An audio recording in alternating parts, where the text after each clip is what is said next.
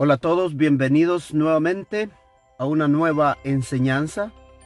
Este es su servidor quien les habla, Selvin Cruz, el predicador.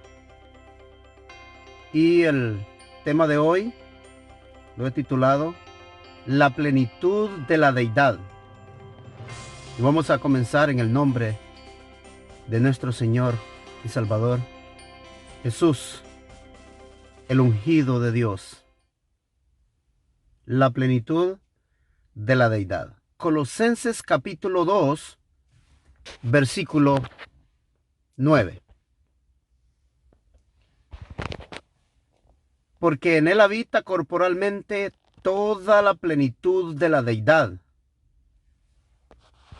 Lo primero que haremos es buscar la palabra deidad en otros pasajes para ver quién es la deidad. Y para sorpresa, la palabra deidad solo está 2 veces. Y una de ellas es la cita que acabamos de leer. Colosenses 2, verso 9. Y la otra está en Romanos capítulo 1, versículo 20. Y lo vamos a leer. Porque las cosas invisibles de Él, notan, singular, de Él, su eterno poder y deidad. ¿El poder de quién? De Él. ¿La deidad quién es? Él. Dice, se hacen claramente visibles desde la creación del mundo, siendo entendidas por medio de las cosas hechas, de modo que no tienen excusa. ¿Qué cosa está diciendo Pablo? Dice, porque las cosas invisibles de Él. ¿Cuáles son las cosas invisibles de Él? Su eterno poder y deidad. Y dice que se hacen visibles desde la creación del mundo, siendo entendidas por medio de las cosas hechas, de modo que no tienen excusa. Si vemos este texto en su contexto, podremos comprender claramente que aquí está hablando de una sola persona en singular, y es el Padre, la deidad de la cual habla Pablo. Y es el que creó los cielos y la tierra, a quien Jesús llamó el único Dios verdadero en Juan 17, versículo 3. Ahora vamos a leer el contexto de Romanos capítulo 1 para ver quién es la deidad.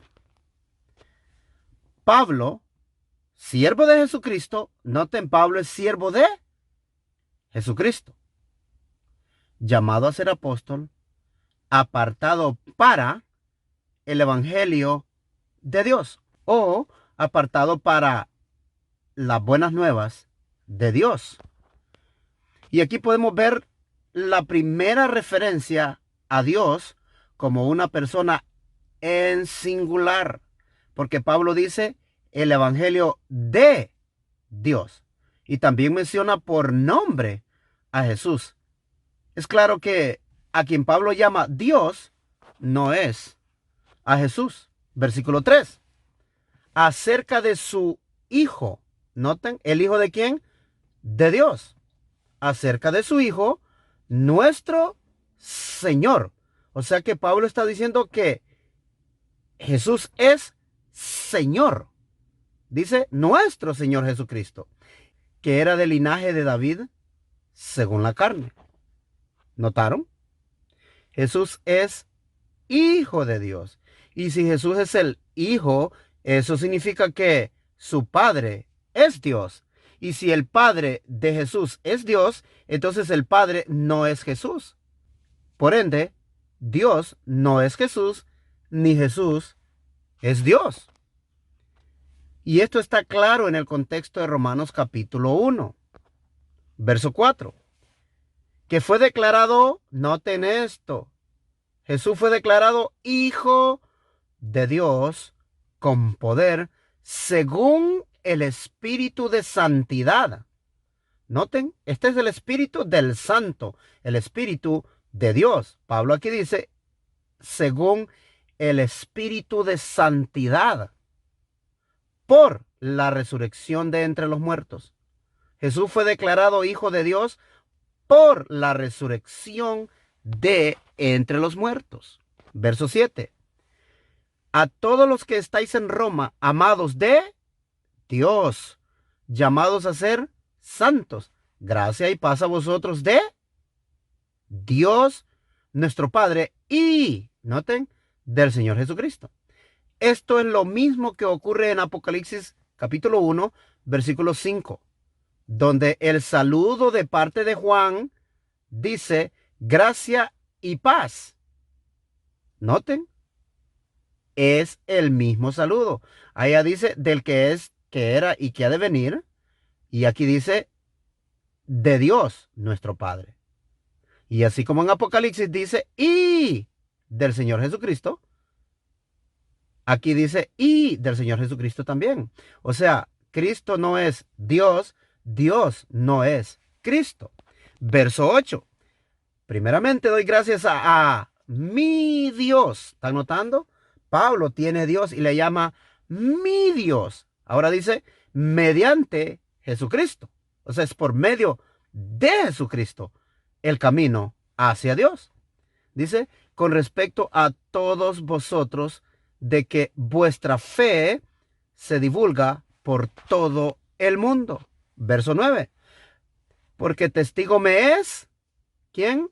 Dios, a quien sirvo en mi espíritu, en el evangelio de su Hijo, de que sin cesar hago mención de vosotros siempre en mis oraciones. Verso 17.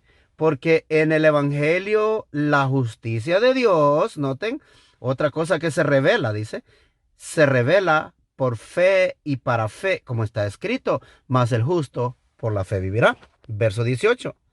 Otra cosa que se revela, dice, porque la ira de Dios se revela desde el cielo contra toda impiedad e injusticia de los hombres que detienen con injusticia la verdad. Verso 19. Porque lo que de Dios se conoce les es manifiesto, pues Dios se los manifestó. Verso 21. Pues habiendo conocido a Dios, no le glorificaron como a Dios, ni le dieron gracias, sino que se envanecieron en sus razonamientos y su necio corazón fue entenebrecido. Verso 23. Y cambiaron la gloria del Dios incorruptible en semejanza de imagen de hombre corruptible, de aves, de cuadrúpedos y de reptiles. Verso 24. Por lo cual también Dios los entregó. ¿Quién los entregó? Dios. Los entregó a la inmundicia en las concupiscencias de sus corazones, de modo que deshonrasen entre sí sus propios cuerpos. Verso 25. Ya que cambiaron, noten, la verdad de Dios por la mentira, honrando y dando culto a las criaturas antes que al Creador, el cual es bendito por los siglos. Amén. Qué tremendo mensaje. Cambiaron la verdad de Dios por la mentira. ¿Cómo la cambiaron? ¿Qué es cambiar la verdad de Dios por la mentira? Aquí lo dice, honrando y dando culto a las criaturas antes que al Creador, el cual es bendito por los siglos. Amén. El único que merece nuestra adoración es Dios, no las criaturas. Ningún hombre merece adoración, sino solo Dios. Verso 26. Por esto Dios los entregó a pasiones vergonzosas, pues aún sus mujeres cambiaron el uso natural por el que es contra naturaleza. Verso 28.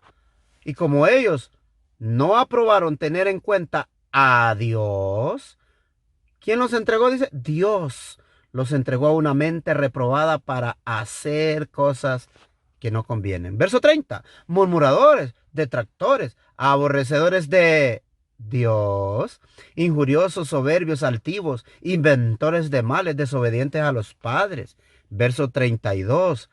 quienes habiendo entendido el juicio de Dios, que los que practican tales cosas son dignos de muerte, no solo las hacen, sino que también se complacen con los que las practican.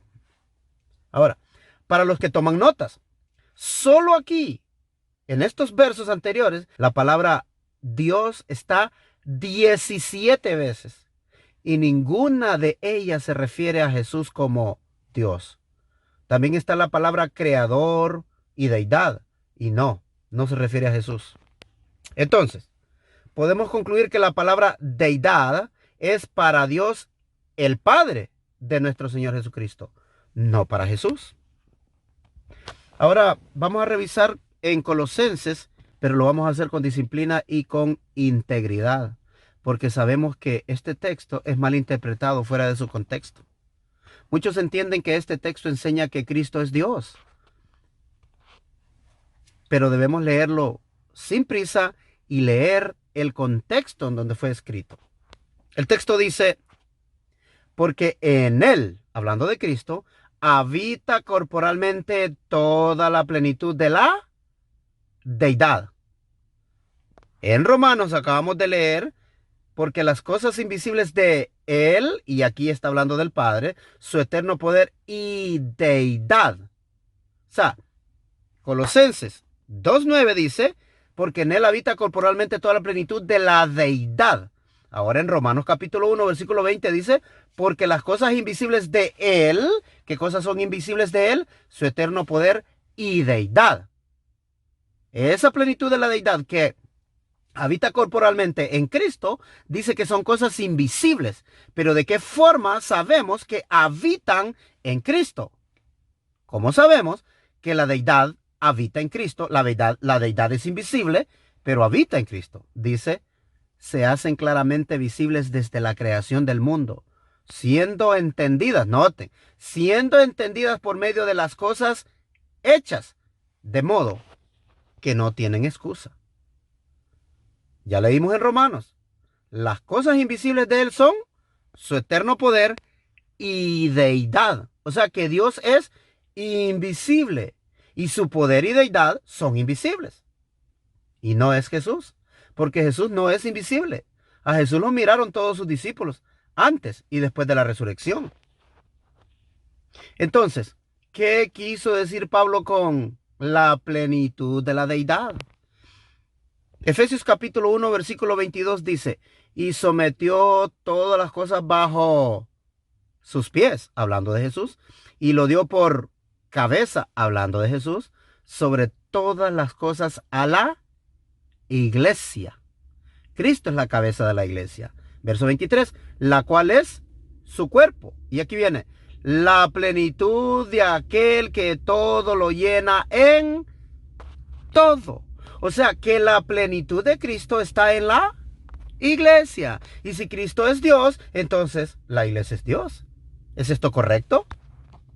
¿O es que todo lo que Cristo expresa está en la iglesia? La santidad de Cristo, el amor de Cristo, la justicia, el carácter, su poder, su gloria, todo lo que es Cristo puede ser expresado en el cuerpo de Cristo.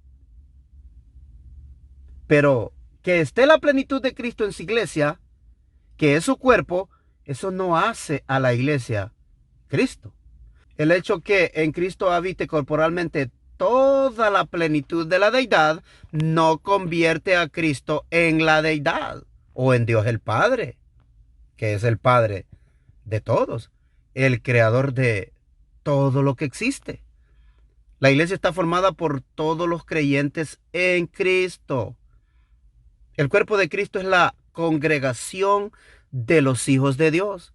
Y como hijos de Dios, perseveramos para ser perfectos, pero no somos Dios. Efesios 4, versículo 13 dice, hasta que todos lleguemos a la unidad de la fe y del conocimiento del Hijo de Dios, o sea, Jesús, a un varón perfecto, a la medida de la estatura de, noten esto, la plenitud de Cristo.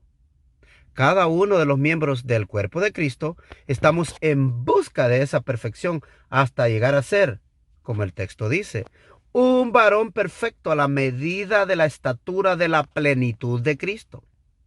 ¿Esto quiere decir que somos Cristo? No. La plenitud de Cristo en nosotros no nos hace Cristo, ni nos hace Dios. Simplemente somos como Cristo, pero en semejanza a Él, siguiendo su ejemplo de vida, siguiendo sus enseñanzas.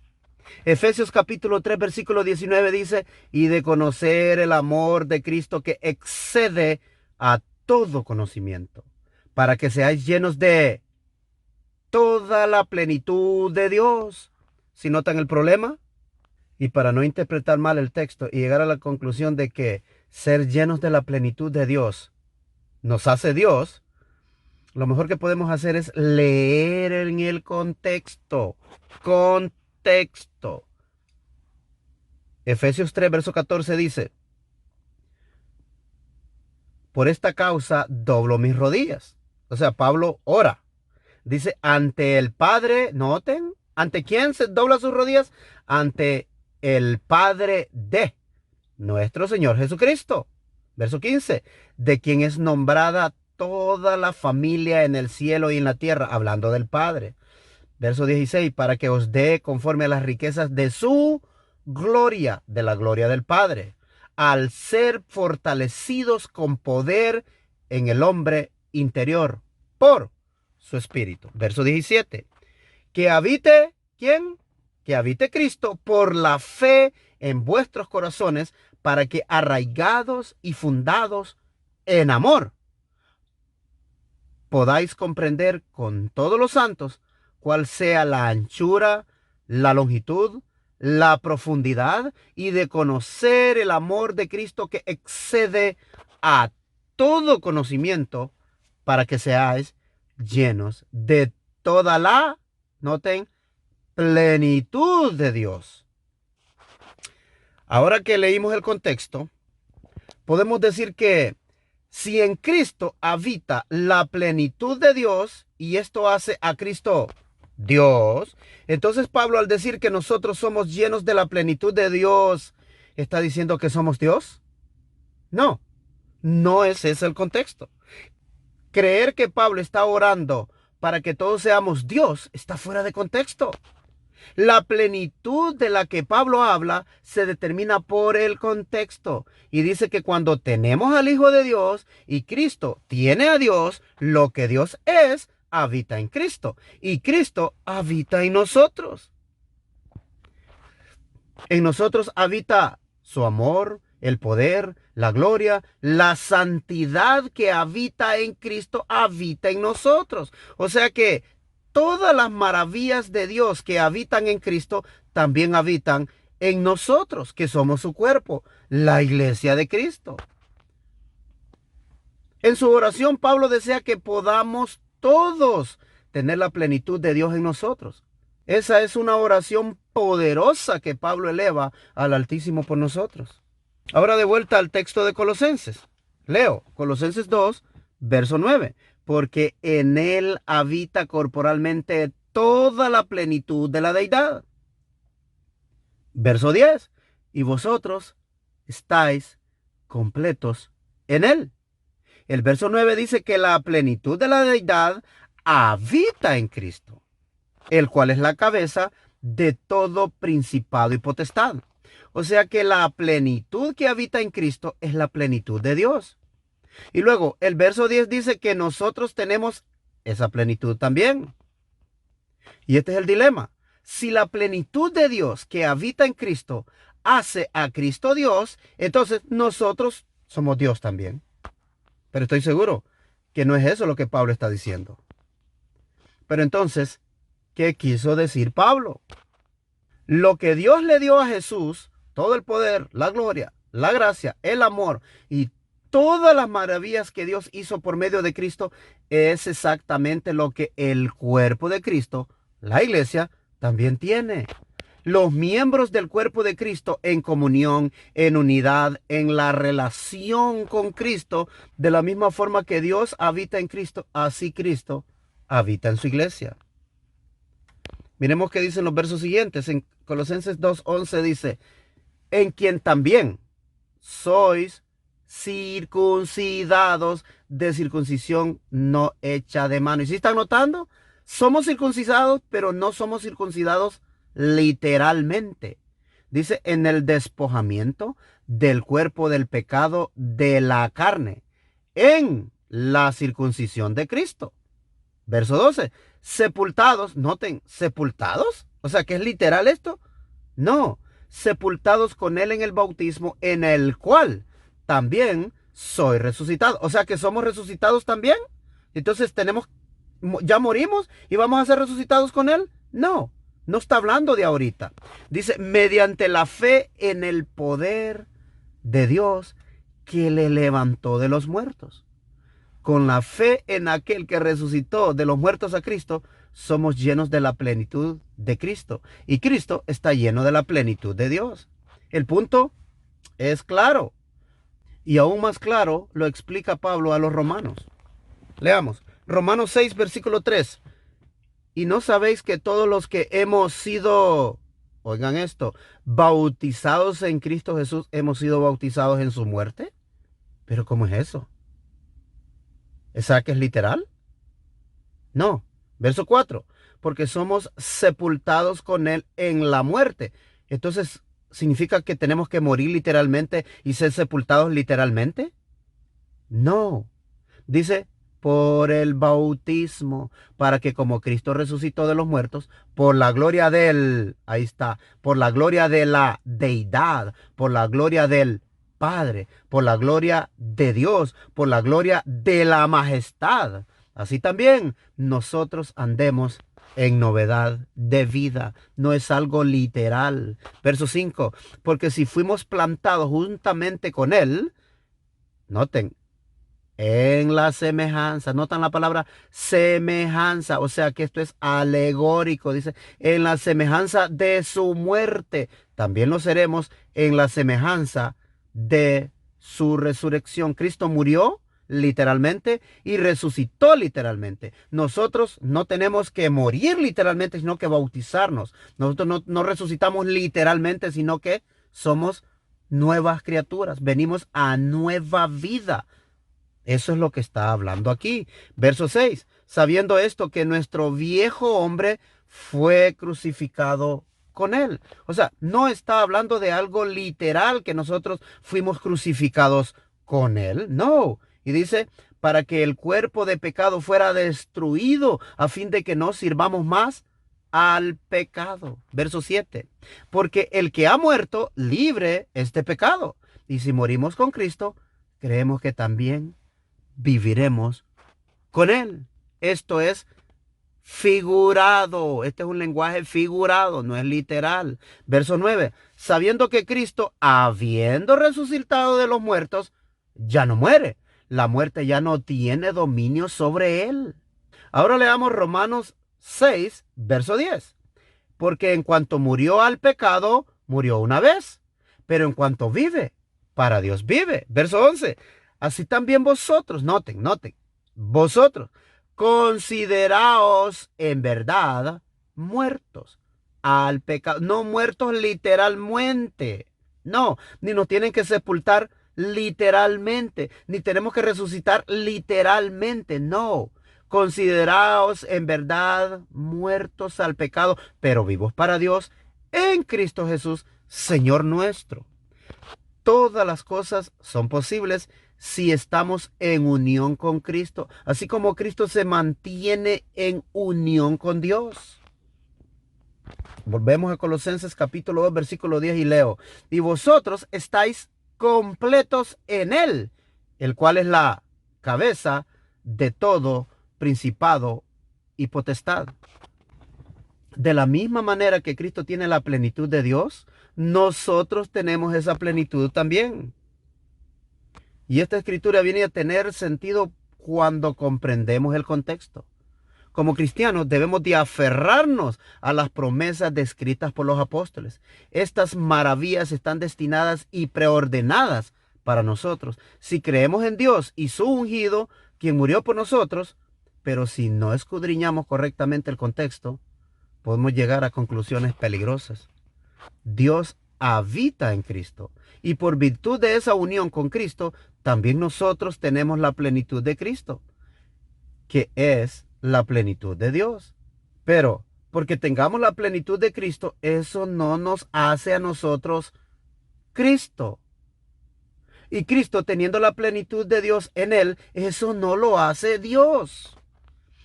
En conclusión, Colosenses 2:9 dice la plenitud de la deidad. Este no es un texto para probar que Cristo es Dios, sino lo que Dios mismo hizo en nuestro Salvador Jesucristo. Toda la santidad, todo el amor, toda la gloria y Cristo asimismo viviendo en nosotros, también tenemos toda la plenitud de Dios en nosotros. Y nosotros como cristianos debemos pensar en todo lo que tiene Dios para nosotros. Si tan solo creyéramos lo que Dios realmente hizo por amor a su pueblo. El amor de Dios para nosotros es infinito, pero por ignorancia le hemos quitado el lugar que las Escrituras dicen. Ya es tiempo que dejemos las doctrinas de hombres y busquemos lo que realmente dice la palabra de Dios. Si no conocemos quién es Cristo, ¿cómo podemos saber quién es Dios? El verdadero Cristo, no el Cristo que inventaron los concilios y los académicos, pero sí el Cristo que anduvo predicando el reino de Dios, no porque era Dios, sino porque Dios estaba con él. Leamos nuevamente en Efesios, ahora que ya ha sido esclarecido todo. Efesios 3, verso 14. Por esta causa dobló mis rodillas. ¿Quién? Pablo. Ante el Padre. O sea, ante la deidad, la majestad, ante Dios, ante el Creador. Dice, ante el Padre de nuestro Señor Jesucristo, de quien es nombrada toda la familia en el cielo y en la tierra, para que os dé, conforme a las riquezas de su gloria, el ser fortalecidos con poder en el hombre interior por su espíritu. Verso 17. Que habite Cristo por la fe en vuestros corazones, para que arraigados y fundados en amor, podáis comprender con todos los santos cuál sea la anchura, la longitud, la profundidad, y de conocer el amor de Cristo que excede a todo conocimiento, para que seáis llenos de toda la plenitud de Dios. Amén. Con este entendimiento sí podemos ver claramente. Leamos lo que testificaron de Cristo los apóstoles. Hechos, capítulo 10, versículo 39. Y nosotros somos testigos de todas las cosas que hizo en la tierra de Judá y en Jerusalén, al cual mataron, colgándole en un madero. A este, hablando de Jesús, noten, Dios resucitó al tercer día. Dios lo resucitó al tercer día. Y después, ¿qué hizo? Y lo manifestó abiertamente. No a todo el pueblo, sino a los testigos, o sea, a los apóstoles, que Dios antes había escogido a nosotros, que comimos y bebimos con él después que resucitó de los muertos. Verso 42. Y nos mandó que predicásemos al pueblo y testificásemos que él es, noten, que él es el que Dios ha puesto por juez de vivos y muertos. Dios ha puesto a Cristo por juez de vivos y muertos. Busquemos al verdadero Jesús, el Jesús de las Escrituras, no el Jesús impuesto por los concilios. Este es el deseo ferviente de este predicador quien les habló, Selvin Cruz. Si este es tu deseo en tu corazón y en tu mente, búscale hoy. Si este mensaje ha sido de edificación para tu vida espiritual, compártelo con otros. Hasta la próxima.